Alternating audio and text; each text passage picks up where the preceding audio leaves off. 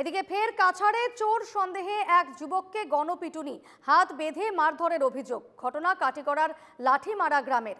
কাটিগড়া থানা থেকে 2 কিলোমিটার দূরে ঘটনাটি ঘটে। সোশ্যাল মিডিয়ায় ভাইরাল মারধরের ভিডিও। একাংশ মানুষ এভাবে আইন হাতে তুলে নেওয়ায় প্রতিক্রিয়া সৃষ্টি হয়। ফের কাছাড়ে গণপিটুনির শিকার এক যুবক। ঘটনাটি সোশ্যাল মিডিয়ায় ইতিমধ্যেই ভাইরাল। হাত বেঁধে মারধরের অভিযোগ। বিস্তারিত জেনে নেব। প্রদীপ্ত পুরকাস্ত রয়েছেন টেলিফোনে। প্রদীপ্ত, এক যুবককে রীতিমতো গণপিটুনি দেওয়া হয়, ঠিক কি কারণে তাকে এভাবে মারধর করেন স্থানীয়রা, কি জানা যাচ্ছে? হ্যাঁ, ঘটনাটা ঘটেছে গতকাল রাতে প্রায় আনুমানিক 12টার সময় কাঠিগড়া থানা থেকে কিছুটা দূরত্বে 2 কিলোমিটার দূরত্বে লাঠিমারা গ্রামে এখানে একজন চোর, স্থানীয় জনগণ বলছেন চোর, সেটার কোনো প্রমাণ নেই, যদিও একজন চোর তার দুটো সঙ্গীকে নিয়ে একটা বাড়িতে ঢুকার চেষ্টা করেছিল বা ঢুকেছিল।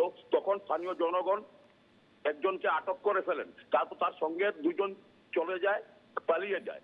এরপর দেখা যায় যে এই চোরকে অমানসিক ভাবে অত্যাচার করা হচ্ছে, যা পুরোপুরি বেআইনি, কোনোভাবেই করা যায় না। এভাবে মরাল পুলিশিং আমাদের ভারতবর্ষে পুরোপুরি নিষিদ্ধ। ওদের দরকার ছিল যে সঙ্গে সঙ্গে ধরে থানায় পৌঁছে দেওয়া, কিন্তু ওরা আগে নিজেদের হাতের সুখ মিটিয়ে তারপর রাতের বেলা থানায় নিয়ে গিয়েছে। এটা নিয়ে বিরাট একটা চাঞ্চল্য সৃষ্টি হয়েছে, কারণ এভাবে মরাল পুলিশিং গণতন্ত্রের পক্ষে খুবই শুভ নয়। বেশ, ধন্যবাদ প্রদীপ্ত।